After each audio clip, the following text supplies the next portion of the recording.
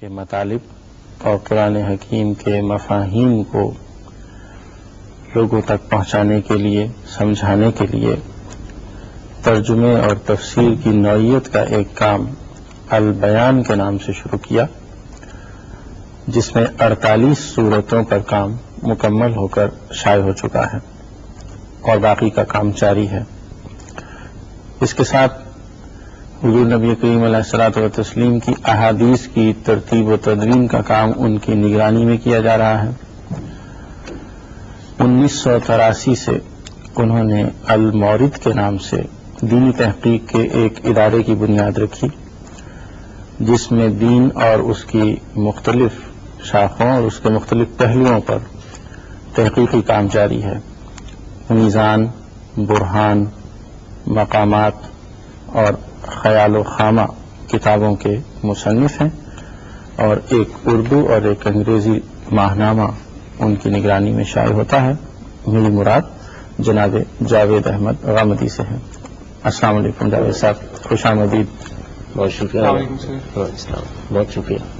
محمد علی اور محمد نور الحسن ہمارے ساتھ ہیں۔ جاوید صاحب بہت شکریہ، آپ تشریف لائے پاکستان ٹیلی ویژن کی نائٹ ٹائم ٹرانسمیشن میں۔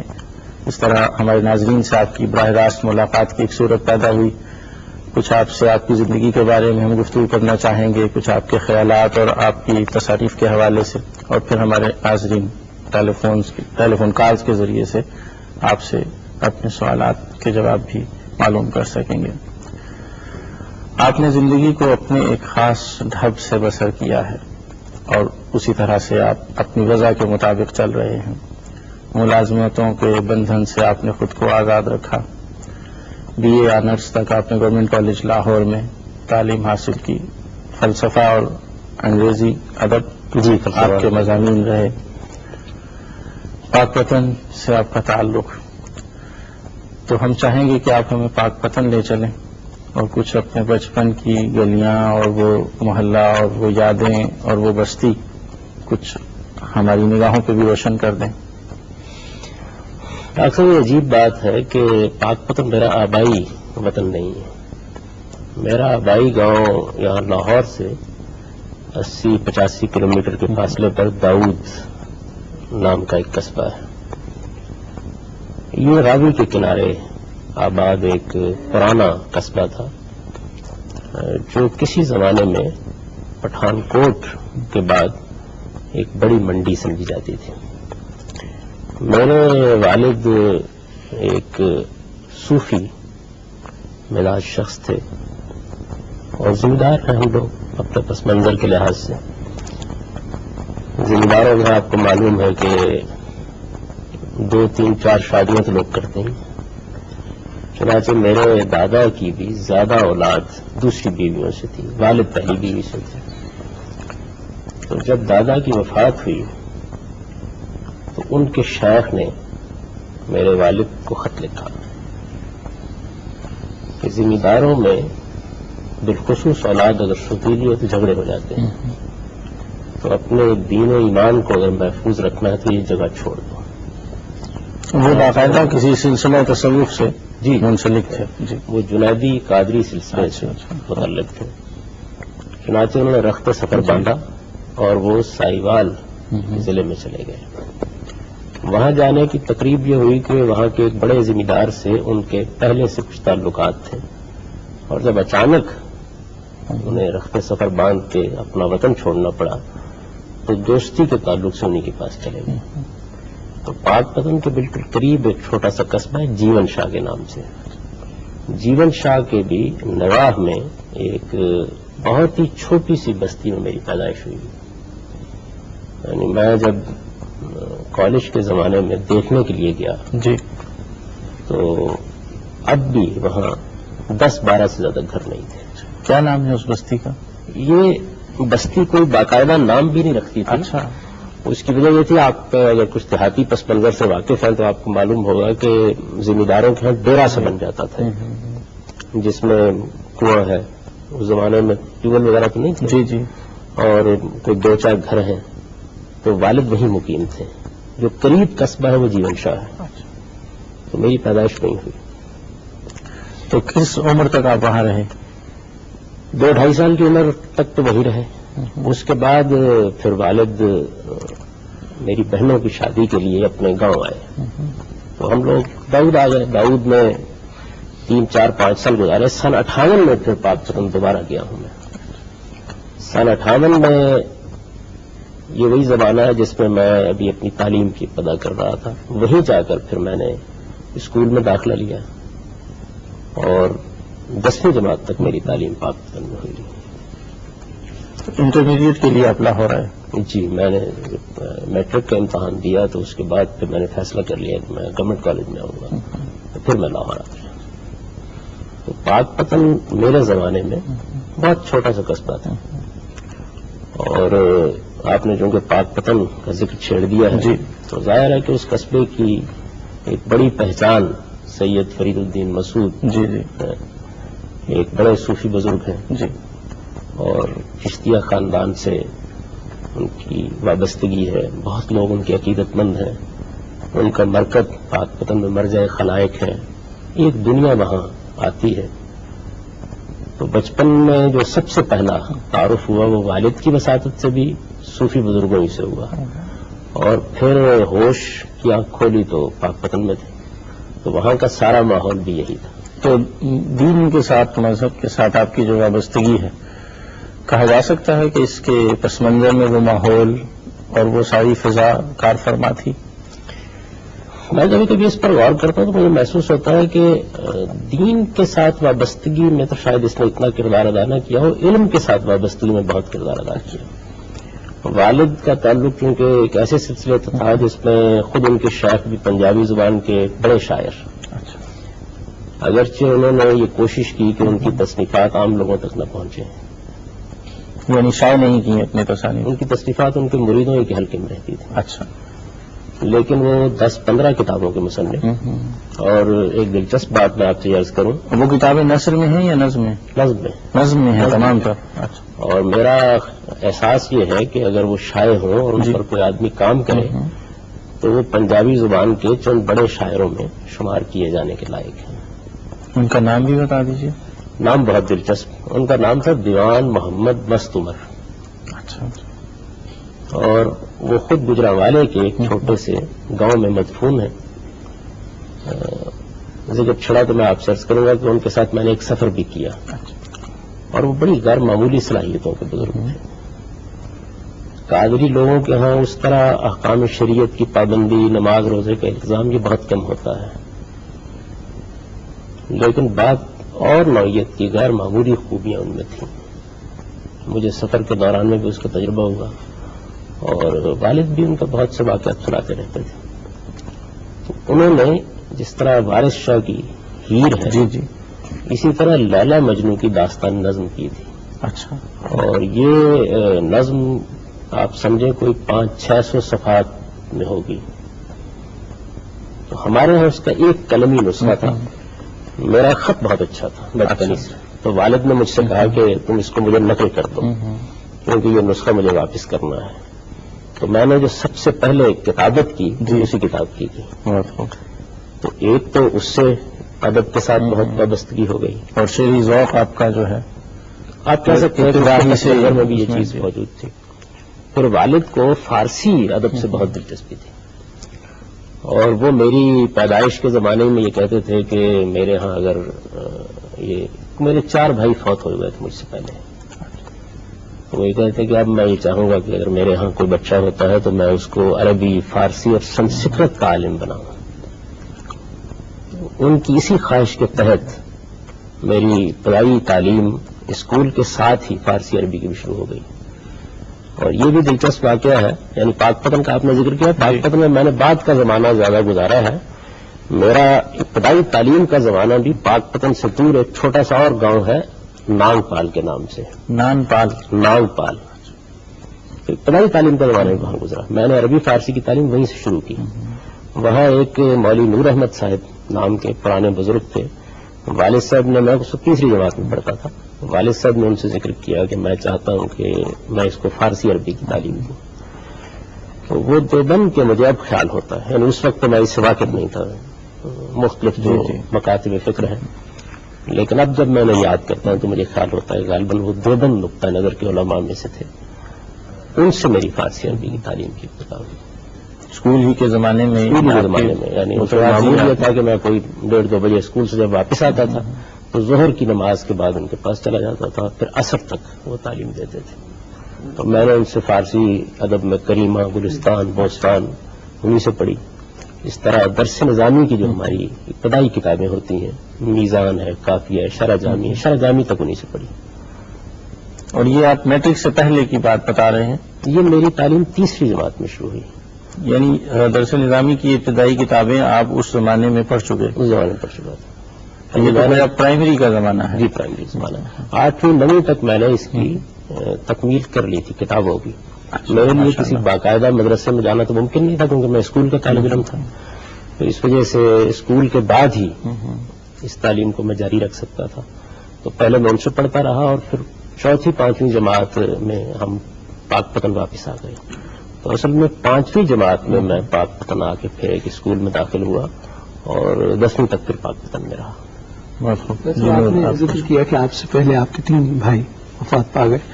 آپ کے ان بھائیوں کی تعداد کیا ہے؟ اور دوسرا یہ کہ جس ہجرت کا آپ نے ذکر کیا، کس عمر میں آپ کو معلوم ہوا کہ ایسا ہوا ہے، کس کے تھرو؟ اور جس عمر کا آپ ذکر کر رہے ہیں تیسری جماعت کا، اس میں آپ کا کتنا شوق شامل تھا؟ آپ کے والد کی یہ خواہش تھی کہ آپ عربی، فارسی اور سنسکرت کی تعلیم حاصل کریں، آپ کا خود کا کتنا شوق تھا اس میں؟ جو بہت سے سوالات آپ نے جمع کر دیے اس سوال میں. ہجرت کا بھی معاملہ بہت ہی عجیب ہے. مجھے ظاہر والد تو میری پیدائش سے پہلے گئے ہیں، میری پیدائش وہاں ہوئی ہے. مجھے کچھ یاد ہے جب وہ بچیوں کی شادی کے لیے دوبارہ گاؤں آئے، اور ہمارا گاؤں بہت خوبصورت گاؤں، یعنی وہ راوی کے کنارے آباد. ہمارے جتنے بھی اعزاء اقربا باہر آباد ہوئے ہیں وہ بس یوں سمجھیے کہ جس طرح ایک گاؤں کی یادوں میں رہنے والے لوگ ہوتے ہیں ایسے ہی لوگ بن کے رہ گئے ہوئے تھے. دریا کا کنارہ، باغات بہت تھے وہاں، خاص طور پر آم کے باغات، بہت اعلیٰ درجے کے آم کے باغات تھے. تو ہمارے یہاں سے کوئی آدمی بھی گاؤں سے جانا نہیں چاہتا تھا. والد صاحب گئے اور جب دوبارہ آ کر وہاں ہم لوگ 2-2.5 سال رہے تو اس کی بڑی ہی خوبصورت اور خوشگوار یادیں میرے بھی ذہن میں ابھی تک ہیں، جس طرح کا وہ گاؤں تھا. 1957 میں آپ کے ذہن میں ہوگا ایک بہت بڑا سیلاب آیا تھا راوی میں. اسی سیلاب میں ہمارا گاؤں برباد ہوا ہے، اور یہ سیلاب کے دن ہے جس میں میں نے اپنی والدہ اور اپنی بہن کے ساتھ اپنا گاؤں چھوڑا ہے. اور لاہور آئے؟ جی لاہور آئے پہلے اور پھر پاکستان چلے گئے. یعنی والد صاحب جا چکے تھے تو انہوں نے پیغام بھیجا کہ آپ لوگ آ جائیں. تو عین سیلاب کے دوران میں ہم لوگ نکلے، اور صورتحال یہ تھی کہ ہمارے گاؤں، یعنی گاؤں کے برباد ہونے کی جو چیز باعث بنی وہ ایک بہت بڑا بند ہے، جیسے راوی کا بند ہے.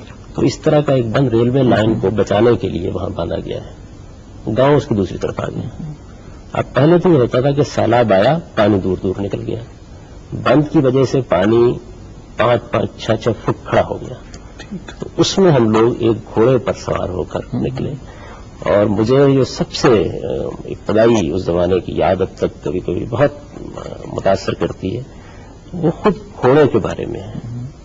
یعنی پانی بعض جگہ اتنا تھا کہ وہ تیرتا تھا. اچھا. اور ہم لوگوں کو وہ لایا تو اللہ تعالیٰ ہی، لیکن بچپن کی یاد ایسی ہے کہ جیسے وہ گھوڑے ہی بچا کے لے آئے. ظاہر ہے کہ بچپن میں آدمی بہت فلسفیانہ پس منظر کی چیزوں کو نہیں دیکھتا. تو اس ہمارے گاؤں کے پاس ایک چھوٹا سا اسٹیشن ہے، وہاں ہم لوگ آ کے اترے اور پھر کچھ دیر گاڑی کا انتظار کرتے رہے. معلوم یہ ہوتا تھا کہ تاثر یہی ہے. یہ غیر معمولی آفت تھی جس میں جگہ جگہ بھینسیں، گائیں مری ہوئی بہ رہی تھیں، لاشیں بھی بہ رہی تھیں. اس میں ایک 4-5 سال کا بچہ ہے، اس کی ماں ایک گھوڑے پر سوار ہے، اور وہ گھوڑا ان کو وہاں سے نکال کے وہ بھی غیر معمولی طور پر کوئی 2-2.5 میل کا فاصلہ کی اسٹیشن تک آنے میں. تو 57 کے سیلاب میں ہم لوگ وہاں سے نکلے اور وہاں چلے گئے. 1951 آپ کی پیدائش کا سال ہے، تو اس وقت آپ 6 برس کے تھے. تو اس کے بعد آپ لاہور آ جاتے ہیں؟ نہیں، لاہور تو بس تھوڑی دیر کے لیے ٹھہرے اور چلے گئے. لاہور تو میں 1967 میں آیا ہوں، یعنی پھر پاک پتن چلے گئے. 10 برس وہاں آپ نے گزارے؟ وہ بیچ 10 برس وہاں گزارے. تو وہاں چلے گئے کیونکہ کچھ سوالات باقی رہ گئے. جی آپ کے بہن بھائیوں کی تعداد؟ میری 3 بہنیں جن میں سے ایک تو بتایا جاتا ہے کہ بچپن میں فوت ہو گئی تھی. پھر 2 بہنیں ان کے بعد تھیں وہ الحمدللہ زندہ رہیں. لیکن مجھ سے وہ بھی اتنی بڑی تھیں کہ میری پیدائش کے 1-1.5 سال بعد ان کی شادی ہو گئی تھی. اچھا. ان کے درمیان میرے اور ان کے درمیان 4 بھائی ہوئے اور چاروں فوت ہو گئے. یہ اس زمانے کی دیہاتی زندگی میں عام چیزیں تھیں. یعنی بچے بہت فوت ہو جاتے تھے اس طرح سے. میں معلوم نہیں ابھی تک اندازہ نہیں کر سکا کیوں بچا رہ گیا, لیکن بہرحال اللہ کا بڑا کرم تھا. تو معلوم پڑتا ہے کہ کیوں. اچھا میں یہ چاہ رہا تھا کہ وہ جو 3ری جماعت کا آپ ذکر کر رہے تھے, آپ کا کتنا شوق شامل تھا اس تعلیم میں, اس جو خواہش آپ کے بڑا غیر معمولی. یعنی آپ اندازہ کیجئے کہ والد صاحب جب کبھی کہتے تھے کہ میں یہ خواہش رکھتا تھا, میری یہ بڑی آرزو تھی کہ مروی فارسی اور سنسکرت کی تعلیم پاؤ, تو میں یہ کہتا کہ آپ اس کا بندوبست کہاں سے کریں گے. بار بار ان سے پوچھتا رہتا تھا. ایک دن وہ مولوی صاحب کے پاس بیٹھے ہوئے تھے تو خود میں نے ان کو توجہ دلائی. مسجد میں نماز پڑھنے کے لیے گئے تھے, تو میں نے انہیں توجہ دلائی کہ آپ ان مولوی صاحب سے, یہ تو مجھے لگتا ہے یہاں کچھ فارسی عربی پڑھاتے ہیں, تو ان سے بات کیوں نہیں کرتے آپ. اچھا. میرے ہی کہنے پر, بلکہ میرے ہی ماں پر انہوں نے ان سے بات کی, اور مولوی صاحب نے کہا کہ اچھی بات ہے, لیکن بیٹے تم کب آؤ گے. تو میں نے ان سے کہا کہ آپ اس کی فکر نہیں کیجیے, میں اسکول سے آتے ہی آپ کے پاس آ سکتا ہوں. تو عام طور پر اسکول سے 1:30-2 بجے فارغ ہوتا ہے, بس آ کے کھانا کھایا اور میں ان کے پاس چلا جاتا تھا. اور پھر کس وقت میرا عام طور پہ اثر تک, عام طور پہ اثر تک. اگر وہ کبھی چاہتے تھے تو اثر کے بعد بٹھا لیتے تھے. ایسے کھیلوں سے کوئی شوق نہیں رہا, کوئی غیر معمولی بچے کی صورت تھی آپ کے, آپ کے شوق باقی بچوں سے مختلف تھے؟ آپ کہہ سکتے ہیں کہ میرا اصل شوق تو کتابوں ہی رہا. یعنی اصل میں والد صاحب کے ہاں ایک اچھی کلیکشن تھی, زیادہ تر تصوف کی کتابیں تھیں, اور تصوف کی کتابوں میں ان کی اپنی فارسی عربی اتنی اچھی نہیں تھی کہ وہ ان کتابوں کو بے تکلف پڑھ سکیں. ان کی بڑی خواہش تھی کہ میرا بیٹا یہ کتابیں مجھے پڑھ کے سنائے. چنانچہ میں بہت سی کتابیں شروع میں ان کو سنانے کے لیے پڑھتا تھا. یعنی وہ کوئی نہ کوئی کتاب کھول دیتے تھے. کوئی یاد کشف المحجوب میں نے پوری ان کو پڑھ کے سنائی. اسی طرح سفینۃ الاولیاء پوری ان کو پڑھ کے میں نے سنائی. تذکرۃ الاولیاء شیخ خطار کی میں نے ان کو پوری پڑھ کر سنائی. اسی طرح عبد القادر جیلانی کی بنیت الطالبین میں نے ان کو پوری پڑھ کر سنائی. ان کے اپنے شیخ کی کتابیں زیادہ تر اردو یا پنجابی میں تھیں, لیکن یہ فارسی کی کتابیں بالخصوص اور عربی کی کتابیں جیسے احیاء ہے غزالی کی, امام غزالی کی کتاب احیاء العلوم, ان کی بڑی خواہش ہوتی تھی کہ یہ مجھے کوئی پڑھ کے سنائے. تو جیسے جیسے میری استعداد بہتر ہوتی چلی گئی, اور خود ان کتابوں کو پڑھ کے سنانے میں اس استعداد کو بہتر بنانے میں بڑا کردار ادا کیا. جیسا آپ سمجھتے ہیں کہ گھر میں کتابوں کی موجودگی اور ایسا ماحول جو ہے وہ بچے کی تربیت پر بہت گہرا اثر ڈالتا ہے, اس میں کوئی شک نہیں. یعنی ابتدا میں تو اصل میں بچہ سیکھتا ہی اپنے ماحول سے. اسی وجہ سے میں کبھی کبھی یہ کہا کرتا ہوں کہ آپ اگر مذہب کو سوسائٹی میں رائج کرنا چاہتے ہیں تو اس کا طریقہ یہ نہیں ہے کہ مذہب کو قانون بنا کے نافذ کریں, مذہب کو تہذیب بنا کے رائج کریں. مذہب جب آپ کی تہذیبی روایت بنتا ہے, آپ کا ماحول بنتا ہے, وہ آپ کے رگ و ریش میں سرایت کر جاتا ہے. اور اگر ایسا نہ ہو تو پھر آپ نے دیکھا ہے کہ خود ہمارے اس صدی میں 3 سلطنتیں قائم ہوئیں. سعودی عرب میں ایک حکومت قائم ہوئی, ایران میں ایک حکومت قائم ہوئی, افغانستان میں ایک حکومت قائم ہوئی, لیکن ایک بادشاہت میں بدل گئی, ایک پاپائیت میں بدل گئی, ایک ملائیت میں بدل گئی. وہ تہذیب نہیں بن سکی. قانون کے زور پر آپ کسی چیز کو لوگوں پر لاگو نہیں کر سکتے. قانون تو ایک بڑے محدود دائرے میں کچھ کردار ادا کرتا ہے. اچھا, تہذیب بنانا ناگزیر ضرورت ہوتی ہے. تہذیب بنانے کے لیے آپ کو ماحول پیدا کرنا پڑتا ہے, یعنی جس میں ایسے معلوم ہوتا ہے کہ جیسے جو کچھ بھی آپ اپنا رہے ہیں وہ آپ کی روایت ہے, آپ کے والدین وہی کرتے ہیں, آپ کے اعزاء وہی کرتے ہیں, آپ کے تقریبات میں وہی بات ہوتی ہے. تو یہ چیز آپ کا ماحول بن جاتی ہے. اگر آپ کا ماحول کتابوں کا ہے, اگر اس میں علم کی گفتگو ہوتی ہے, اگر اس میں اعلیٰ درجے کی شخصیات زیر بحث رہتی ہیں, وہی آپ کا آئیڈیل بن جاتے ہیں. وہ جو کتابیں ذکر کی جاوید صاحب نے کہ ان کو شائع نہیں کیا جاتا تھا, اور وہ اس حلقے تک محدود تھیں، تو کیا ان کے مطالب بہت گہرے تھے جس کی وجہ سے ان کی اشاعت مناسب نہیں سمجھی جاتی تھی؟ سمجھ نہیں سکا اس بات کو. میں نے ایک دو مرتبہ بلکہ توجہ بھی دلائی ان کو، لیکن انہوں نے کہا کہ نہیں، یہ ہمارے اپنے حلقے کی چیزیں ہیں. تو وہ پرانے زمانے کی طرح یعنی قلمی نسخوں کی طرح نقل ہوا کرتی تھیں؟ بس قلمی نسخوں کی طرح بھی تھیں بعض، اور بعض ان میں سے چھپی ہوئی بھی تھیں. اچھا. لیکن وہ اتنی ہی چھاپی جاتی تھی محدود تعداد میں کہ وہ اپنے مریدوں میں اس کو تقسیم. دیوان صاحب کا یہ کہنا تھا کہ ان سے باہر نہیں رہیں گے. ابھی بھی کبھی کبھی مجھے خیال ہوتا ہے کہ کسی محقق کو توجہ دلائی جائے اور وہ ان چیزوں کو اکٹھا کر کے اگر ان کی اشاعت کا اہتمام کر سکے تو خود یہ ایک اچھا تحقیقی منصوبہ ہوگا. اچھا، خیر بعد کے زمانے میں تو مجھے یہ معلوم ہوا کہ ہمارے ہاں ابھی بھی بہت سے صوفیہ کے حلقوں میں یہ روایت موجود ہے، یعنی وہ کتابیں لکھتے ہیں اور پھر ان کو اپنے حلقے تک محدود کر دیتے ہیں. تو یہ ملامتیہ انداز کے بزرگ تھے اور اس چیز کو پسند نہیں کرتے تھے کہ کوئی ان کا باہر ذکر کرے یا کوئی بہت زیادہ شہرت ہو. یہ ملاج ہوتا ہے. ورنہ عام طور پر تو یہ ہوتا ہے نا کہ جب آپ کچھ خیالات پیش کرتے ہیں تو پھر یہ چاہتے ہیں کہ زیادہ سے زیادہ لوگوں تک وہ خیالات پہنچیں. یہ اس کے برعکس صورت ہے. جی کچھ نہیں تھا کہ آپ نے دینی تعلیم بہت شروع میں حاصل کی. آپ نے عربی اور فارسی سے جو آپ کا تعلق تھا 3ری جماعت سے وہ شروع ہوا. اسکول بھی آپ ساتھ ساتھ ہی جاتے تھے. آج کل کے اسٹوڈینٹس جب اسکول جاتے ہیں تو ان کا باقی ٹائم دوسری تعلیمات کی طرف تو جاتا ہی نہیں ہے. بہت زیادہ ٹائم اسکول ہی ٹیکسٹ میں ضائع ہو جاتا ہے.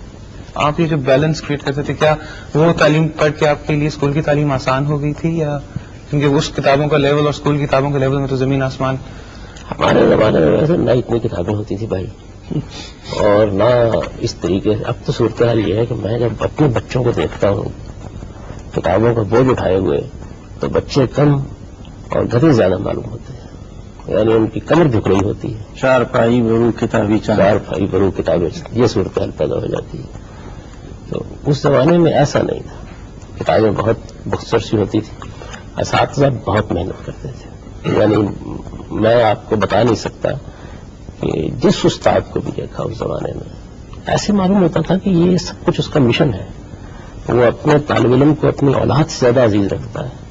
اس کو اس کی اخلاق کی نشو و نما سے دلچسپی ہے، اس کو اس کی سیرت اور کردار سے دلچسپی ہے، اس کو اس کے علمی ارتقاء سے دلچسپی ہے. وہ یہ دیکھنے کی کوشش کرتا ہے کہ اس کے رجحانات کیا ہے، ان رجحانات کو نشو و نما دینا چاہتا ہے. تو اس طرح کے اساتذہ تھے. ان کا معاملہ ایسا تھا کہ ان کی صحبت میں، یعنی ان اساتذہ کی صحبت میں تو آدمی کو تھکان نہیں محسوس ہوتی تھی. تو میرے خیال کے مطابق تو میری دونوں طرح کی تعلیم نے ایک دوسرے کی مدد دی تھی. یعنی ایسا نہیں ہوا کہ کوئی چیز بار بنی ہو، بلکہ عربی زبان کی تعلیم، فارسی زبان کی تعلیم اثر انداز ہوئی دوسری تعلیم پر، اور اس میں بہتری. ڈاکٹر صاحب، ایک تو مدرسے اور اسکول میں سختی کی کیا صورت تھی؟ کیونکہ اکثر جب بزرگوں سے بات کرتے ہیں تو اس کا خاص طور پہ ذکر ہوتا ہے. اور دوسرا یہ کہ 4 بیٹوں کے بعد آپ کی ولادت میں آپ تو بہت لاڈلے ہوں گے اپنے والدین کے ناز و نام کے ساتھ. کیا ایسی صورت تھی؟ اس کی بھی بڑی دلچسپ داستان ہے. یعنی میرے والد یہ تو بہت چاہتے تھے کہ میں بہت سے علوم حاصل کروں، لیکن محض اس لیے اسکول میں داخل کرانے کے لیے تیار نہیں تھے کہ کوئی استاد اس کو مارے گا. اچھا، ٹھیک. تو ایسے وہ گاؤں گئے ہوئے تھے. ان کی عدم موجودگی میں ان کے ایک بہت عزیز دوست، اور آپ پتہ نہیں اس اصطلاح سے واقف ہیں، یعنی ان کے پیر بھائی، بالکل، یعنی ان کے مرشد ان کے مسترشدین میں سے تھے. انہوں نے مجھے داخل کرایا والدہ کہنے کا. اچھا.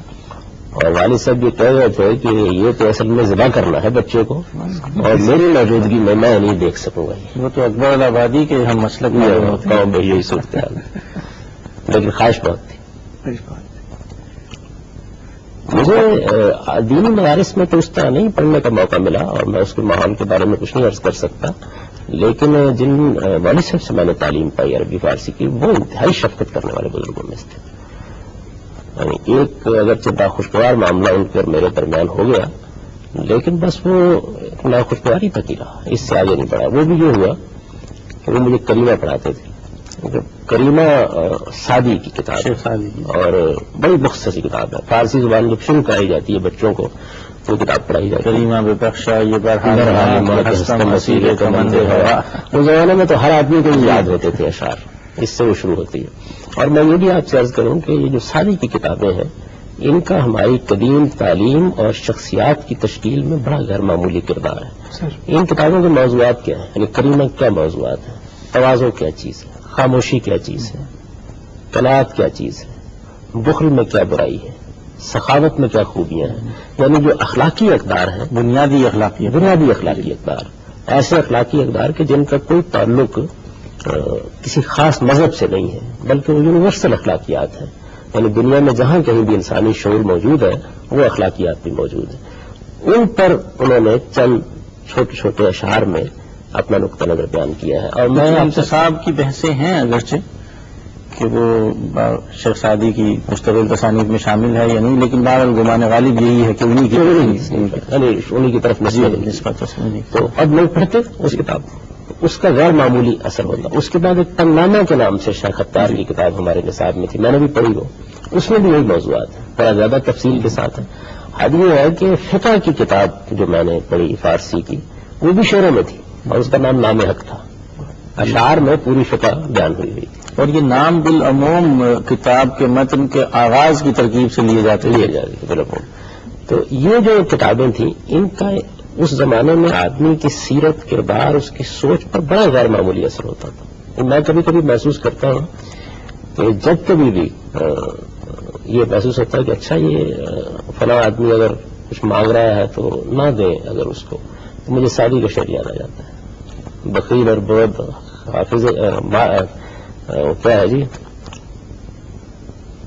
بہشتی نہ باشد حکم خبر، بخیل اور بہت زاہد بہر بر، بہشتی نہ باشد حکم خبر.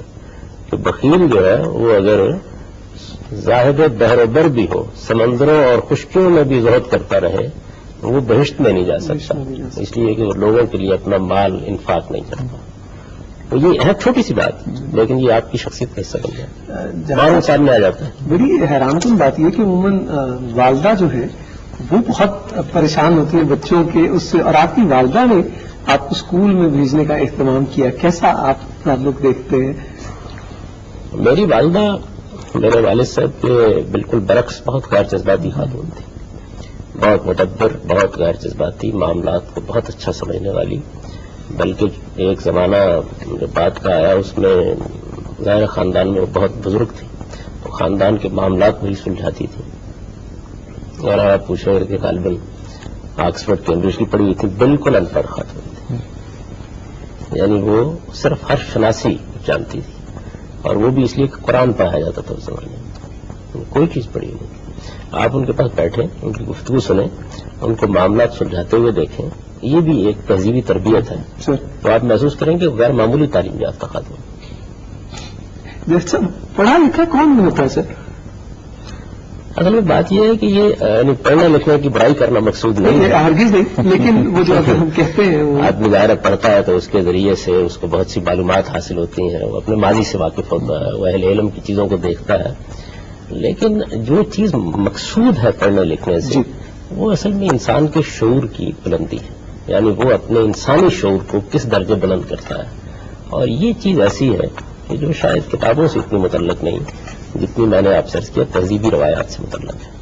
آپ نے کہاں پرورش پائی ہے، آپ کی گرد و پیش کا ماحول کیا تھا، آپ کے یہاں کی روایات کیا تھیں، آپ کے بزرگ کیسے سوچتے تھے، آپ کے بڑے آپ کو کیا دے کر گئے ہیں، زندگی کے معاملات جب پیش آئے تو اس میں انہوں نے آپ کو کیا رویے اختیار کرنے کے لیے کہا، آپ نے غلطی کی تو ان کا رد عمل کیا ہوا، وہ اعزاء اقربا کے بارے میں آپ کو کیا تعلیم دیتے تھے، ان کے ہاں غیبت کرنے، برائی کرنے، نقصان پہنچانے، اس طرح کی چیزوں کی ترغیب دی جاتی تھی، یا وہ خیر کی تعلیم دیتے تھے، وہ لوگوں کے ساتھ حسن سلوک کی ترغیب دیتے تھے.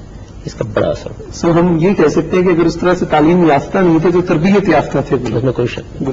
اور تعلیم کا مقصود یعنی جو تعلیم کا مقصود ہے وہ ان کے یہاں بغیر عتم حاصل تھا. یہ الگ بات ہے کہ اس کا ظاہر نہیں تھا.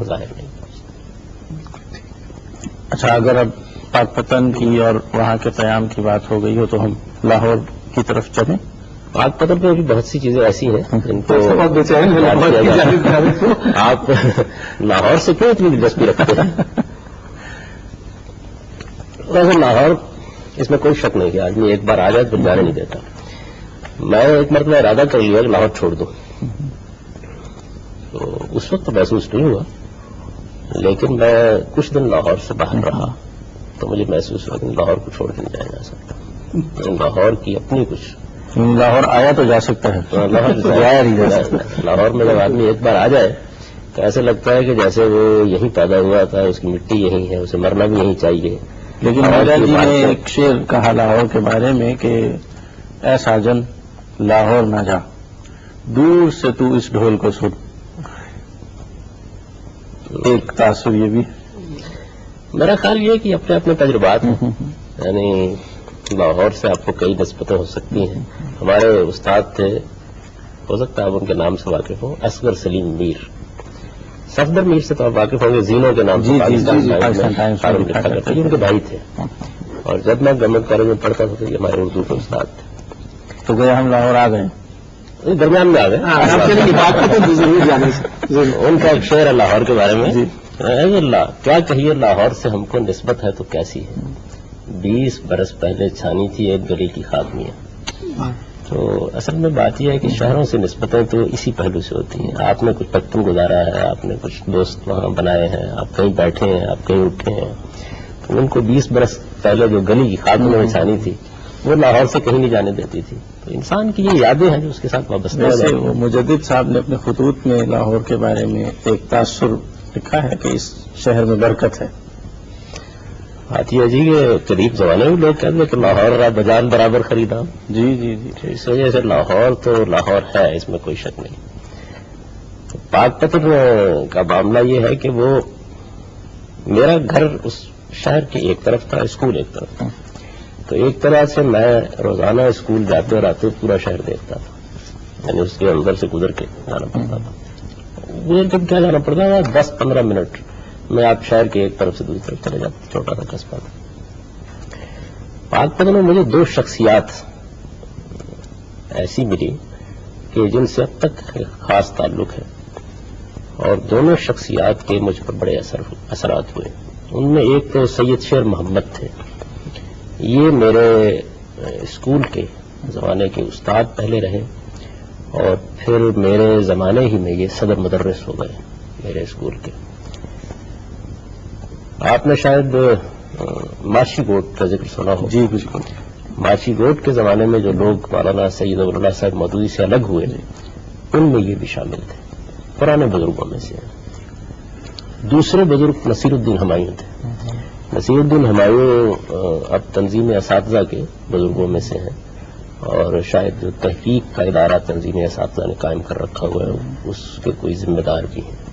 نصیر الدین ہمایوں صاحب بھی میرے اسکول کے زمانے کے اساتذہ میں سے. مانی نور احمد صاحب سے تو میں نے فنی تعلیم پائی، ظاہر ہے فارسی زبان کی، عربی زبان کی فنی کتابیں پڑھی.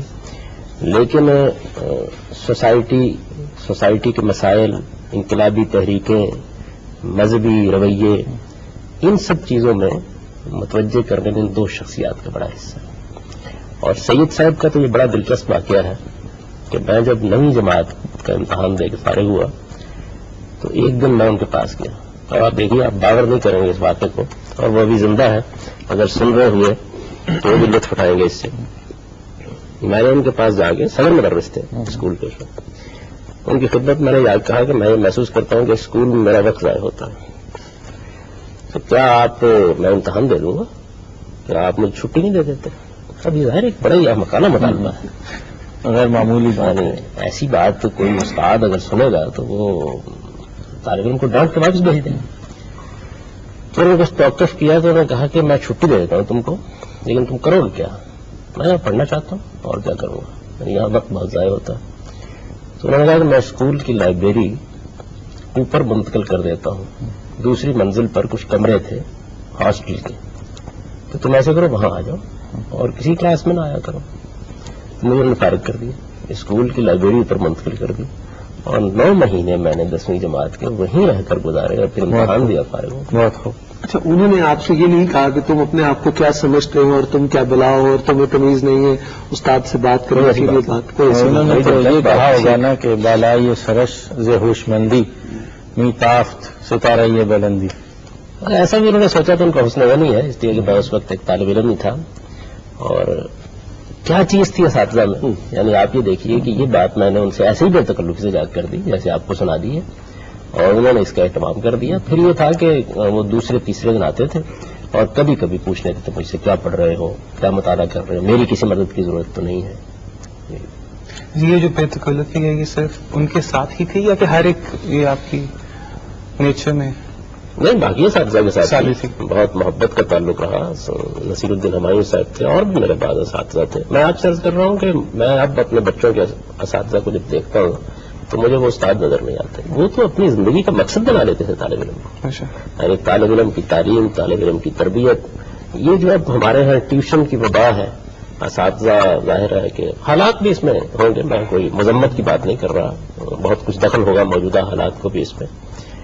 اب جو کچھ اساتذہ کی سرگرمیاں بھی ان کی ہوتی رہی, رات بھر وہ بعض اوقات امتحانوں کے دنوں میں طلبا کو اپنے پاس بنا لیتے تھے, پڑھاتے رہتے تھے, اور اس کا کوئی تصور نہیں تھا کہ اس کا کوئی مالی معاوضہ لینا. بلکہ اگر آپ جسارت کر بیٹھے تو ہو سکتا ہے کہ پیشکش کرنے کی کوئی اس کا تصور. آپ کی کلاس میں کتنے اسٹوڈنٹس تھے؟ میں جس اسکول میں پڑھا اس میں طلبا کی تعداد بہت کم تھی. اس میں کلاسز میں اس کا اہتمام کیا جاتا تھا کہ تعداد ایک حد سے نہ بڑھنے پائے. 20-25 سے زیادہ طالب علم نہیں ہوتے تھے. کیا اس کی یہ وجہ نہیں ہے کہ ان کے طالبات کی تعداد کم تھی, شاید اس وجہ سے ان کی ٹینشن جو ہے ٹیچرز کی یقیناً ظاہر ہے کہ جب آپ 200 طلبا دے دیں گے ایک استاد کو تو وہ کس کی طرف توجہ دے سکیں, ممکن نہیں ہے. ڈاکٹر صاحب, آپ نے ذکر کیا تھا کہ بچے جو ہیں وہ گدے محسوس ہوتے ہیں جب آپ کتابوں کا وزن دیکھتے ہیں, تو اس حوالے سے اور وہ جو نظام ہے آپ بہت بے چینی محسوس کرتے ہیں؟ میں نہ صرف یہ بے چینی محسوس کرتا ہوں بلکہ میں نے یہ کوشش کی کہ اس طرح کا ایک تعلیمی ادارہ بنا دیا جائے جس میں بچوں پر یہ بار نہ ہو. والدین تعاون کرنے کے لیے تیار نہیں ہوئے. بنا دیا میں نے اس طرح کا ایک ادارہ, اس وقت کام کر رہا ہے جوہر ٹاؤن میں مصر اسکول سسٹم کے نام سے, لیکن والدین تعاون کرنے کے لیے تیار نہیں ہوئے. جب ان کو کہا گیا کہ بچوں میں یہی استعداد پیدا ہو جائے گی, آپ مطمئن رہیں, ہوگا نہیں وہ فلاں کا بچہ تو اسی وقت یہ پڑھ کے آ رہا ہے, فلاں کا بچہ تو فلاں اسکول میں یہ پڑھ کے آ رہا ہے. اب ظاہر ہے کہ جب آپ بچوں کو دوسرے طریقے سے تعلیم دیں گے تو پھر کچھ وقت لگے گا نا, کہ جس میں آپ ہو سکتا ہے کہ ہمارا نقطہ نظر یہ تھا کہ بچے کے اندر پہلے زبانوں کا صحیح فہم پیدا کیا جائے. ایک مرتبہ یہ دروازہ اگر کھل جاتا ہے تو باقی علوم مؤخر کر کے اس سے زیادہ بہتر طریقے سے بچہ پڑھ لے گا. لیکن والدین کا معاملہ یہ تھا کہ وہ یہ کہتے کہ اچھا وہ وہاں تو یہ بھی پڑھایا جا رہا ہے, یہ بھی پڑھایا جا رہا ہے, تو اس کے بعد وہ تجربہ ناکام. انہیں یہ اندیشہ ہوتا ہے کہ کہیں ان کا بچہ زمانے کی دوڑ میں پیچھے چل رہا ہے. تو یہ اسکول اب قائم نہیں ہے؟ نہیں, اسکول قائم موجود ہے لیکن اس سسٹم کے تحت کام نہیں کرتا. اچھا, جو بات آپ کر رہے ہیں اس یہ کہ اب رزلٹ ہمیں بہت جلدی درکار ہوتا ہے, بہت جلدی ہم چاہتے ہیں, جیسے ٹیسٹ کیا, کوائن ڈالا, گیم جیسے ویڈیو گیم کھیلنے لگتے ہیں, ایسے ہی ریزلٹس بھی چاہیے ہوتے ہیں. کیا صورت تھی پہلے؟ بہت جلدی نتائج کی گرفتاری نہیں تھی یعنی اس زمانے میں, لیکن ایسا نہیں ہے کہ لوگ نتائج سے بے نیاز تھے. نتائج اس وقت بھی لوگ چاہتے تھے, اور اساتذہ بھی نتائج کے بارے میں متردد ہوتے تھے. ان کی یہ خواہش ہوتی تھی کہ بچے کا وقت ضائع نہ ہو, وہ کم سے کم عمر میں بہتر جگہ پر پہنچ جائے. تاہم موجودہ زمانے میں جو بعض چیزیں پیدا ہو گئی ہیں پچھلے 10-20 سال میں, وہ اس زمانے میں نہیں. اچھا, آپ کیا سمجھتے ہیں کہ محنت اس وقت زیادہ کروائی جاتی تھی یا اب زیادہ کروائی جا رہی ہے؟ میرا احساس یہ ہے کہ محنت کرانے میں تو شاید اگر آپ وقت کے لحاظ سے دیکھیں تو کوئی زیادہ فرق نہ ہو. محنت کی نوعیت بہت تبدیل ہو گئی ہے. یعنی اس میں ارتکاز زیادہ تھا, چیزیں کم تھیں, ان کا فہم زیادہ تھا, گہرائی زیادہ تھی. اب انفارمیشن زیادہ ہے, یعنی معلومات کا ایک انبار ہے جو آپ پر ڈال دیا جاتا ہے. اور موجودہ علم کا مزاج بھی یہ ہے, یعنی موجودہ علم میں آپ کے ہاں جس کو تفکیر کہتے ہیں, غور و فکر کرنا, غور و فکر کی عادت ڈالنا, یہ کم ہو گیا ہے. میڈیا بھی یہی کردار ادا کرتا ہے. آپ یہ دیکھیے نا کہ آدمی اگر گھر میں بیٹھا ہوا ہے ٹیلی ویژن کو دیکھ رہا ہے, سوچے گا کب؟ یعنی سوچنے کے لیے تھوڑی خلوت چاہیے. آپ علیحدہ بیٹھے ہوئے ہیں, غور کر رہے ہیں. دو چیزوں پر اثر انداز ہوا ہے نا موجودہ تہذیبی معاملات. ایک تو ہماری فکری ذہن پر اثر انداز ہوا ہے, اور بتدریج ہوگا. ابھی معلومات بہت ہیں, یعنی آج کل کے بچوں کو جو معلومات ہیں اس کا ہم لوگ اپنے بچپن میں تصور نہیں کر سکتے. لیکن ارتکاز نہیں ہے, ارتکاز نہیں ہے, تفکیری ذہنیت نہیں ہے, غور و فکر کی عادت نہیں اس طرح پڑتی, چیزوں کے اندر اترنے کے وہ دائیات نہیں پیدا ہوتی, مہلت ہی نہیں ملتی, اس کی مہلت نہیں. کیا یہ چیزیں اسکول میں ہم نہیں سکھا سکتے؟ اسکول میں آپ کو کتنا کچھ سکھا سکتے ہیں. بات اصل میں یہ ہے کہ سب کچھ اسکول نہیں کرتا. اسکول آپ کا ماحول، آپ کی معاشرت، آپ کی تہذیبی روایات، آپ کا ملنا جلنا، یہ ساری چیزیں اثر انداز ہوتی ہیں. میں جب اپنے بچپن کے حالات پر غور کرتا ہوں تو مجھے محسوس ہوتا ہے کہ اس زمانے میں خاندان کے بزرگ، محلے کے بزرگ، برادری کے بزرگ، یہ سب آپ کی تربیت پہ اثر انداز ہوتے تھے. اب اس طرح کا تعلق باقی نہیں. اور سب کو حق حاصل تھا، سب کو حق کہ وہ آپ کو کسی غلطی پر ٹوک دیں، روک دیں، ڈانٹ دیں، ڈپٹ دیں. یعنی خاندان کے سب بزرگ اصل میں باپی ہوتے تھے، ماموئی ہوتے تھے، چچائی ہوتے تھے. مجھے یاد ہے کہ میں جب پاک پتن سے کئی برس کے بعد اپنی ددھیال ننہال والدہ کے ساتھ آیا تو پہلی بار آ رہا تھا اور رشتہ دار واقف نہیں تھا، اس لیے کہ ہم لوگ وہاں چلے گئے تھے، اعزاء اقربا زیادہ واقف نہیں تھے. تو میں نے کہا کہ میں وہاں جا کے کیا کروں گا، یعنی کسی کو بلانا ہوگا، کیسے بلاؤں گا؟ تو والدہ نے مجھے ایک سادہ نسخہ بتایا. انہوں نے کہا کہ ددھیال میں جو بھی مرد نظر آئے اس کو چچا کہہ دینا، جو خاتون ہو اس کو پھوپھی کہہ دینا، اور ننہال میں جو مرد ہو اس کو ماموں کہہ دینا، اور جو خاتون ہو اس کو خالہ کہہ دینا. تو یہ آسان، یعنی گویا ساری خواتین خالائیں ہیں. یہ تو کم و بیش عربی کے اصول پہ انہوں نے آپ سے کہا، یعنی ایک سادہ اور نسخہ بتا دیا جس میں چچا اور تایا کا فرق بھی نہیں ہوتا. اگر جس میں لطیفہ یہ ہوا کہ میں نے الٹ کر دیا جا کے، یعنی ددھیال میں ننہال والا نسخہ استعمال کر ڈالا اور ننہال میں ددھیال والا نسخہ، اس سے بڑی پیچیدگی بھی پیدا ہوئی. لیکن یہ کہ سادہ تھی، چچا ہی کہتے تھے سب کو. گاؤں میں گئے آپ سب بزرگ، زندگی سادہ تھی، زندگی سادہ تھی. مہمان نوازی کو آپ دیکھ لیجئے، یہ بڑی بات سمجھی جاتی تھی ہمارے پنجاب کے دیہات میں کہ مہمان گھر میں آ گیا ہے، ناشتے میں آپ نے چائے کے ساتھ ایک پراٹھا پکا کے دے دیا. اب آپ سوچ سکتے ہیں جب تک 10-15 لوازمات نہیں ہوں گے اس وقت تک ناشتے میں آپ نے مہمان کے ساتھ کیا مہمان نوازی. اچھا، کھانے کا معاملہ بھی یہی تھا. پنجاب کا معاملہ تو یہ تھا کہ اب میں کبھی کبھی حیران ہوتا ہوں کہ دلی کے سارے کھانے یہاں آ گئے، لکھنؤ کے سارے کھانے یہاں آ گئے، چین کے سارے کھانے یہاں آ گئے، اور کھانوں کے انواع و اقسام ہی ہیں کہ جن میں اب روزمرہ کی زندگی گزرتی ہے. ورنہ بڑی خدمت ہی ہوتی تھی کہ آلو گوشت پکا کے آپ نے مہمان کے سامنے رکھ دیا. پنجاب کے دیہات میں اس کو بڑی خدمت ہے. آپ نے اگر میٹھے چاول پکا لیے ہیں اور پکا لیا تو زندگی بہت سادہ تھی. صاحب آپ نے ایک تجربہ کیا جو آپ اسکول کا جو ذکر کر رہے تھے، اب جو زیر تربیت ہے ان کو تربیت دینے والوں کا تربیت یافتہ ہونا بہت ضروری ہے، جو آپ نے دیکھا اپنے ماضی اور اپنے بچپن میں. اس کو کیسے آپ نے لوگوں کو تلاش کیا؟ مجھے اسی میں سب سے زیادہ دقت پیش آئی. یعنی میں آپ سے عرض کرتا ہوں کہ جب ہمارے بعض دوستوں نے یہ تجربہ کرنے کا فیصلہ کیا تو اس میں ایک مشکل والدین کی طرف سے جیسے میں نے عرض کیا آپ سے پیش آئی، اور دوسری مشکل اساتذہ کی دستیابی کے معاملے میں پیش آئی. اس طرح کے اساتذہ نہیں ملتے، بہت مشکل ہو گیا. بلکہ مجھے بعد میں یہ خیال ہوا کہ اس مدرسے کو قائم کرنے سے پہلے اساتذہ کی تربیت کا کوئی ادارہ قائم کرنا چاہیے جن میں اس طرح کے استاد تیار کیے جائیں. لیکن یہ سب خواب ہے. اصل میں بات یہ ہے کہ آپ جزیرہ نہیں بنا سکتے معاشرے کے اندر.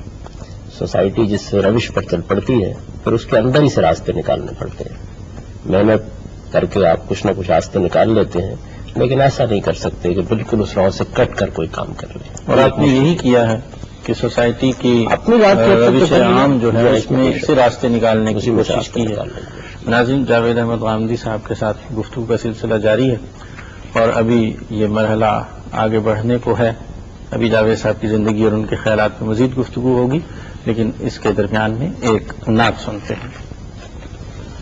نعت رسول مقبول. پاکستان ٹیلی ویژن کی نائٹ ٹائم ٹرانسمیشن میں ہم اور آپ اس وقت شریک ہیں، اور جیسا کہ آپ جانتے ہیں جناب جاوید احمد غامدی صاحب ہمارے مہمان ہیں اور ان کے ساتھ گفتگو کا سلسلہ جاری ہے. جاوید صاحب، آپ نے بتایا کہ نہایت غیر معمولی طور پر آپ نے استاد گرامی سے کہا کہ مجھے کلاسوں کی پابندی سے آزاد کر دیا جائے، اور آپ نے مطالعے کا سلسلہ شروع کیا اور پھر اسی آزادانہ مطالعے کے نتیجے میں آپ میٹرک کی منزل سے کامیابی کے ساتھ گزرے، اور اس کے ساتھ ساتھ آپ درس نظامی کی کتابیں بھی پڑھتے رہے اور دورہ حدیث سے پہلے تک کی کتابیں آپ نے مکمل طور پر پڑھ ڈالی. میٹرک کے بعد آپ لاہور آ گئے اور یہاں آپ نے گورنمنٹ کالج میں داخلہ لیا. تو گورنمنٹ کالج میں آپ کے اساتذہ کون تھے؟ گورنمنٹ کالج کا وہ زمانہ بڑا ہی غیر معمولی زمانہ تھا. آپ یہ دیکھیے کہ ایک کہکشاں تھی لوگوں کے لیے اکٹھی ہو گئی تھی.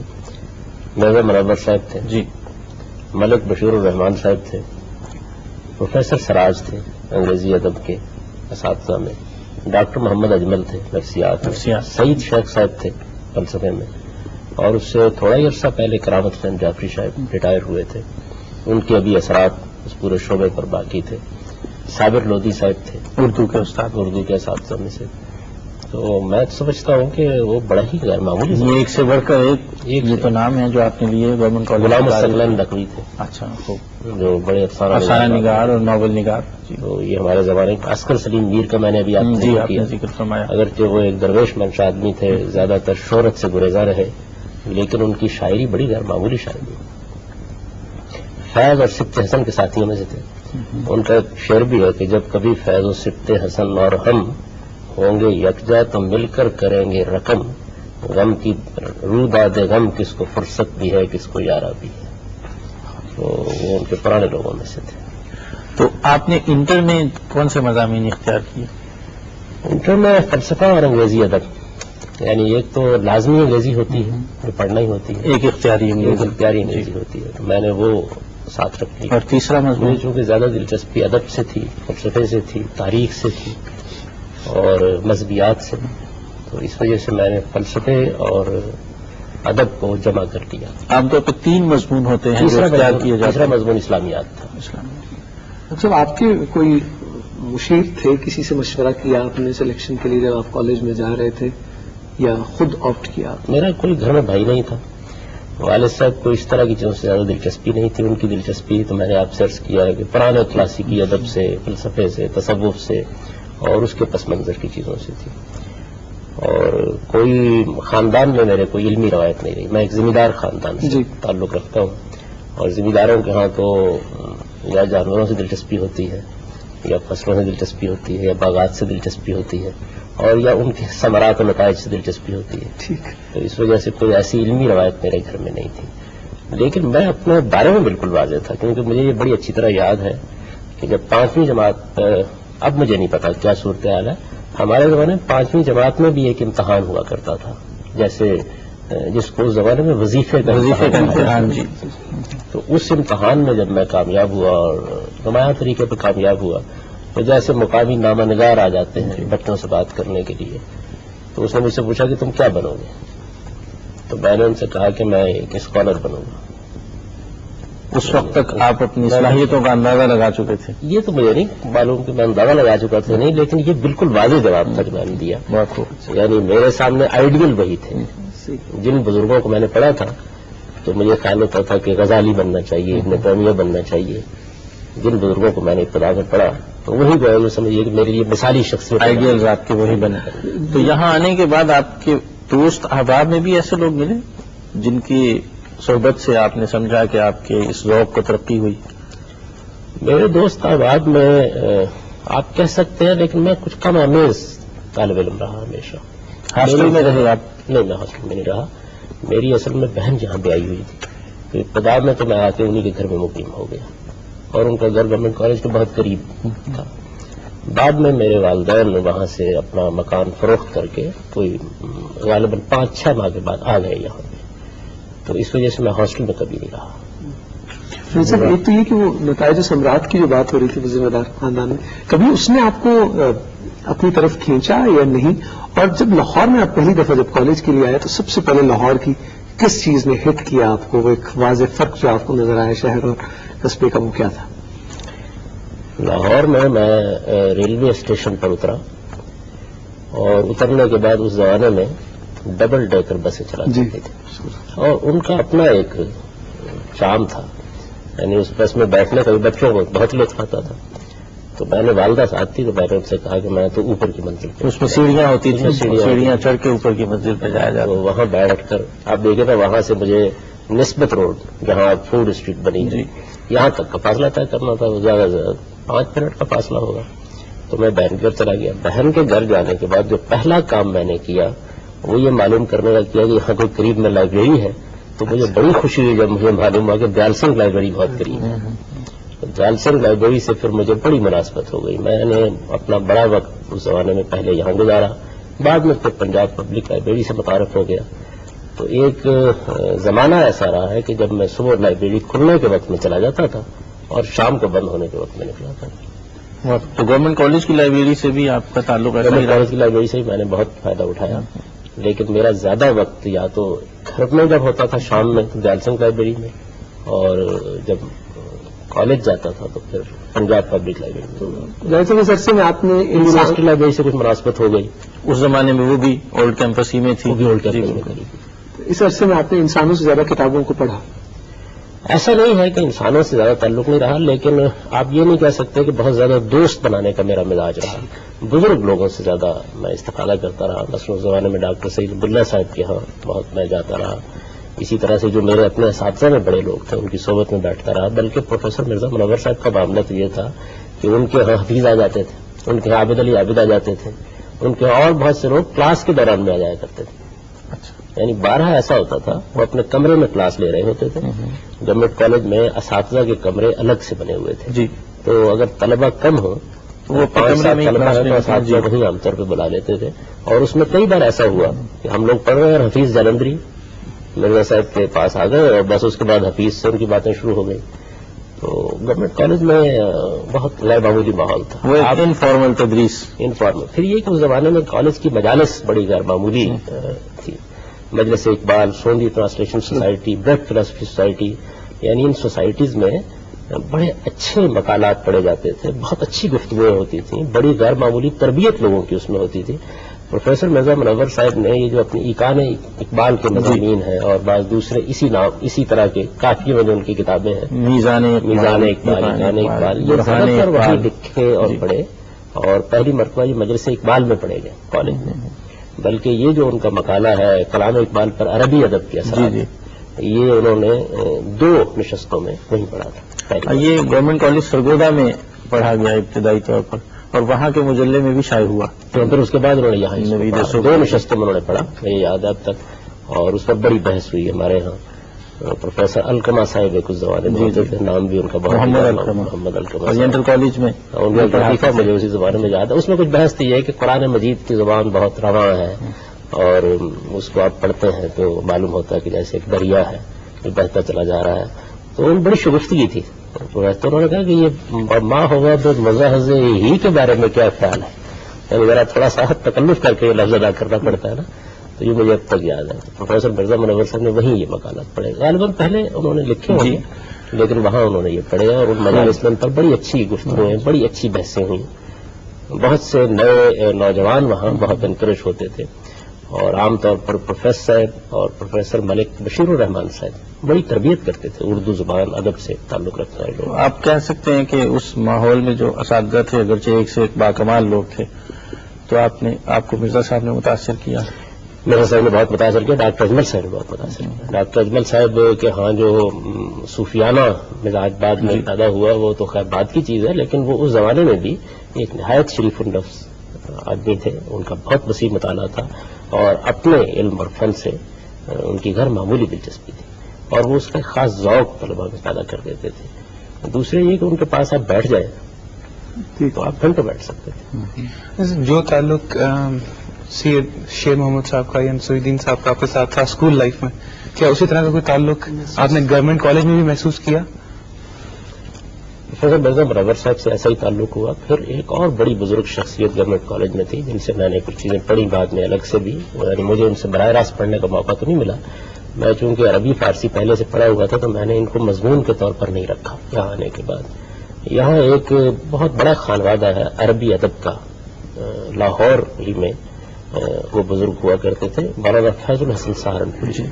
مولانا فیض الحسن سہارنپوری وہ شخصیت ہے جن کو ادیب الہند کہا جاتا ہے اور عربی زبان و ادب کے خاص طور پر جو جاہلی ادب ہے یعنی رسول اللہ صلی اللہ علیہ وسلم کی بعثت سے پہلے کا ادب، اس کے وہ بڑے علماء میں سے تھے. انہوں نے حماسہ ایک عربی زبان کی شاعری کا مجموعہ ہے اس کی شرح لکھی ہے. انہوں نے 7 معلقات ایک مشہور دیوان ہے جس میں 7 بڑے قصائد جمع کیے گئے ہیں اس کی شرح لکھی ہے. اور یہ بغیر خوف تردید کے کہا جا سکتا ہے کہ وہ بہترین شرح ہے، یعنی ان سے زیادہ اچھی شرح نہیں لکھی گئی. یہی فیض الحسن سہارنپوری جن سے شبلی نے عربی ادب پڑھا ہے. یہی فیض الحسن سہارنپوری ہے جس سے امام حمید الدین فراہی نے عربی ادب پڑھا ہے یہاں آ کے خاص طور پر. اور یہی ہیں جن سے اصل میں اصغر علی روحی صاحب نے عربی ادب پڑھا. مولانا اصغر علی روحی صاحب کے یہ صاحبزادے تھے ڈاکٹر صوفی ضیاء صاحب مرحوم. تو مجھے ایک طرح سے اس خانوادے سے اس حوالے سے تو آپ نے ڈاکٹر صوفی ضیاء صاحب سے پڑھا؟ ڈاکٹر صوفی ضیاء صاحب سے میں ان کا کالج میں طالب علم ہو نہیں سکتا تھا، وہ ہمارے شعبہ عربی کے سربراہ تھے، لیکن بعد میں نے ان سے درخواست کی کہ میں کچھ چیزیں آپ سے پڑھنا چاہتا ہوں، تو انہوں نے مجھے مقامات حمدانی پڑھائی. میں نے مقامات حمدانی سبکن صوفی صاحب سے پڑھی ان کے گھر پہ. آپ اگر ان سے کچھ واقف ہیں تو ان کا گھر بھاٹی دروازے کے اندر ہوتا تھا. بہت اچھی غیر معمولی ان کی لائبریری تھی، اور وہ خود وفیات العیان پر کام کر رہے تھے اس زمانے میں. تو بڑی غیر معمولی شخصیت تھی. ہاں، ان سے جن لوگوں نے بھی پڑھا عربی میں غیر معمولی استعداد کے حامل ہوئے، جیسے آپ یا ڈاکٹر خورشید رضوی صاحب، کوئی شبہ نہیں اور دوسرے لوگ. یعنی وہ ایسا اچھا ذوق آدمی کے اندر عربی زبان و ادب کا پیدا کر دیتے تھے کہ جس کا کوئی جواب نہیں. تو ایک عام سوال ہے، اس کا آپ کو ناگوار گزرے، آپ کو فرسٹ آنے کا شوق تھا، اپنی موجودگی کا احساس دلانے کا کہ میں کچھ پروو کر دوں کسی کو کہ دیکھو میں نے اتنے نمبر حاصل کیے یا میرا یہ مقام ہے؟ دلچسپ بات یہ ہے کہ میں مکمل بیش یعنی اسی درجے میں رہا. میٹرک بھی میں نے جب کیا تو میرے 754 نمبر تھے، اور جو صاحب فرسٹ آئے ان کے 758 تھے، تو 4 نمبر ہی کا فرق تھا. لیکن یہ مجھے کبھی خیال بھی نہیں ہوا. یعنی حد یہ ہے کہ جس دن میرا رزلٹ آنا تھا تو مجھے تلاش کیا گیا تھا کہ اسے بتا دیا جائے کہ اس کا رزلٹ آ گیا. مجھے کوئی خاص دلچسپی نہیں تھی اس سے، کبھی بھی نہیں ہوئی. زیادہ دلچسپی میری دوسری چیزوں سے رہی ہمیشہ. بلکہ میرے استاد یہ کہتے تھے کہ اگر کچھ دلچسپی بھی یہ ظاہر کر دیتا تو یہ 4 نمبر کا فرق بھی نہ رہتا. یقیناً. تو بی اے کے زمانے میں بھی آپ کے اساتذہ کم و بیش وہی رہے؟ جی کم و بیش یہی رہے. یعنی سعید شیخ صاحب اس زمانے میں فلسفے میں آ گئے تھے، اور آپ جانتے ہیں کہ سعید شیخ صاحب کا بھی علمی چیزوں سے بہت شغف. اور سب سے بڑا کام جو انہوں نے ریکنسٹرکشن آف اسلام کی ایڈیٹنگ کا کیا ہے، بے مثال کام ہے. بلکہ اس زمانے میں انہوں نے فلسفے کی اصطلاحات کے ترجمے پر ایک کتاب لکھی تھی. تو گورنمنٹ کالج گزٹ میں نے اپنے استاد کے تراجم پہ تنقید لکھی تھی. تو ظاہر بچپن میں ابھی ایسی بےہودہ حرکتیں بھی کر دیتا ہے. مجھے بعد میں یعنی اب کا بھی خیال ہوتا ہے تو مجھے شرم محسوس ہوتی ہے کہ میں نے کیوں یہ تنقید لکھی. لیکن ان کا رویہ اتنا مشفقانہ تھا. انہوں نے مجھے بلا کر کہا کہ جن الفاظ کے بارے میں تم نے کہا ہے میں انشاءاللہ اگلے ایڈیشن میں ان کو شامل کر لوں. بہت خوب. یہ ان کی فرصت ظرف کی دلیل. میں تو سچی بات یہ ہے کہ اب بھی یہ واقعہ مجھے یاد آتا ہے تو مجھے شرمندگی محسوس ہوتی ہے، کیونکہ اس وقت آپ محسوس نہیں کرتے. ٹھیک ہے آپ نے تنقید لکھی، لیکن ان کا رد عمل غیر معمولی. سر آپ یہ کہہ سکتے ہیں کہ ایک آئیڈیل ٹیچر اسٹوڈنٹ ریلیشن شپ تھا اس وقت گورنمنٹ کالج لاہور میں؟ میرا خیال ہے ایسا ہی، یعنی بڑا ہی اچھا ماحول تھا. آپ باقی تو چھوڑیے، صدیق کریم صاحب تو بہت بعد میں آئے، ان کا بھی اچھا ذوق تھا. ہمارے ایک استاد ہوتے تھے آرے خان صاحب جی، میں نے اتنا اچھا ڈرامہ پڑھاتے کسی نے دیکھا، بہت اچھا پڑھا. یعنی 3 بجے ان کی کلاس ہوتی تھی، اور بہت سے کالج کے باذوق طلباء انتظار کرتے تھے. جن کا وہ سبجیکٹ نہیں تھا، ان کا سبجیکٹ نہیں، ہماری کلاس میں شریک ہو جاتے. شخصیت کا بھی ایک بہت وہ در آواز جو ہے، آواز بہت خوبصورت تھی آرے خان صاحب کی. ابھی مجھے پچھلے دنوں وہ ڈیفینس میں ملے ایک جگہ، ایک تعزیت کے لیے میں گیا ہوا تھا، تو ان کا انداز بولنے کا وہی تھا. ڈرامہ پڑھانے کے لیے اتنی اچھی آواز تھی ان کی، بہت اچھا پڑھاتے تھے. ابراہیم لنکن پر ایک انگریزی ادب کا ڈرامہ تھا، وہ انہوں نے پڑھایا ہمیں، اور بالکل یہ لگتا تھا کہ ہم امریکہ میں چلے گئے 200-300 سال پہلے.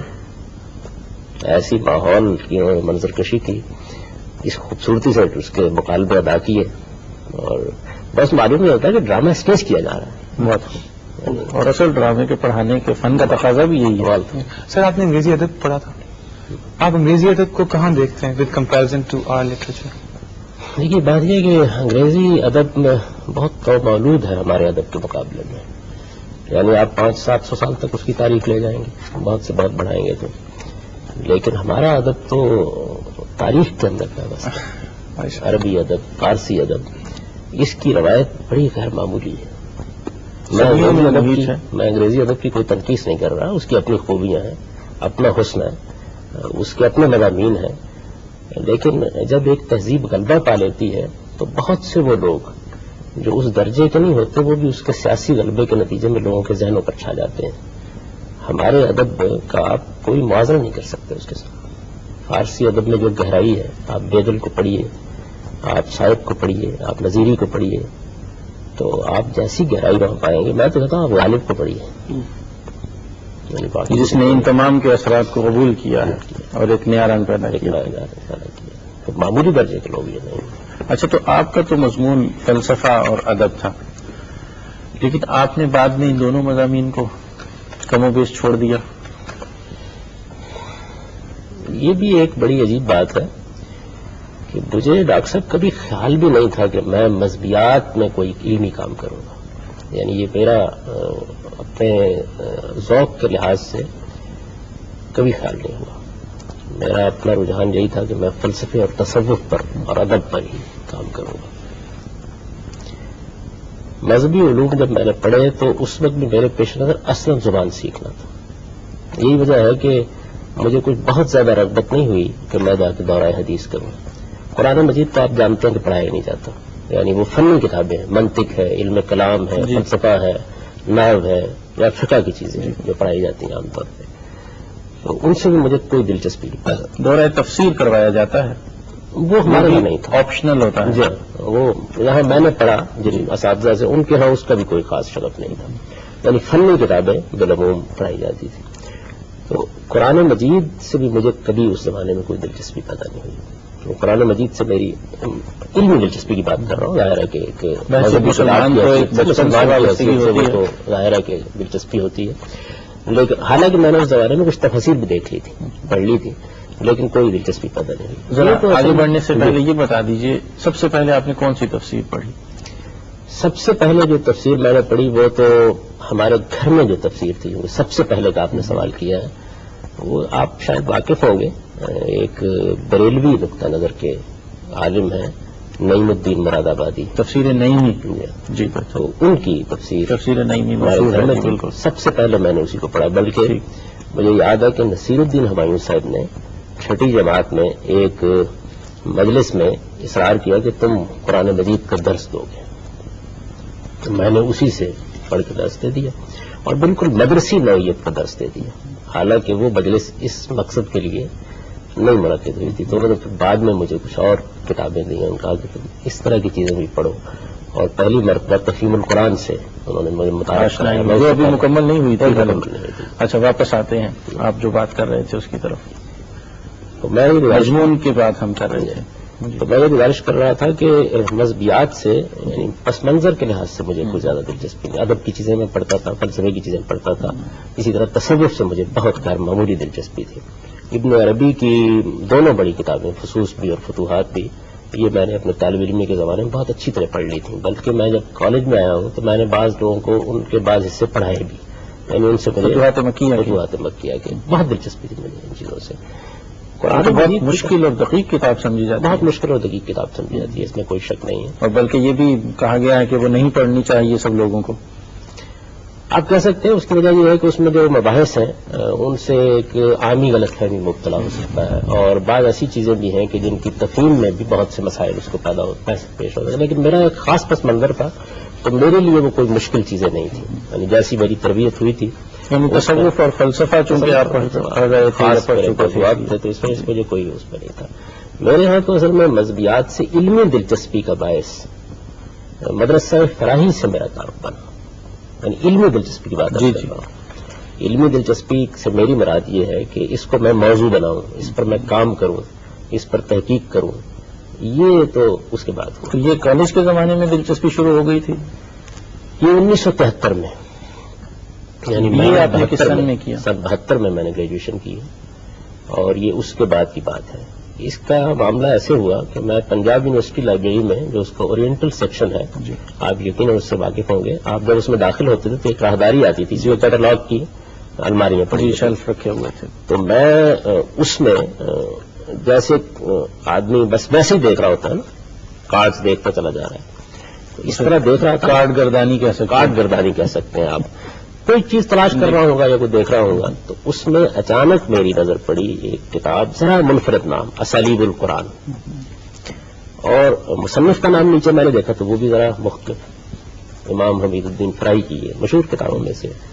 تو میں نے وہ کتاب نکلوائی، اور نکلوا کے میں نے وہیں کھڑے کھڑے آپ کے ذہن میں اگر اس کا نقشہ ہے، ادھر کیٹلاگ کی الماریاں پڑی تھی اولڈ کیمپس میں، اور ایک کھڑکی تھی ادھر، بالکل اس میں کھڑے ہو کے میں نے وہ کتاب، کوئی 70-80 صفحے کتاب، زیادہ بڑی نہیں ہے، بڑا خنک سا ماحول تھا وہ میں نے وہاں کھڑے ہوئے پڑھی.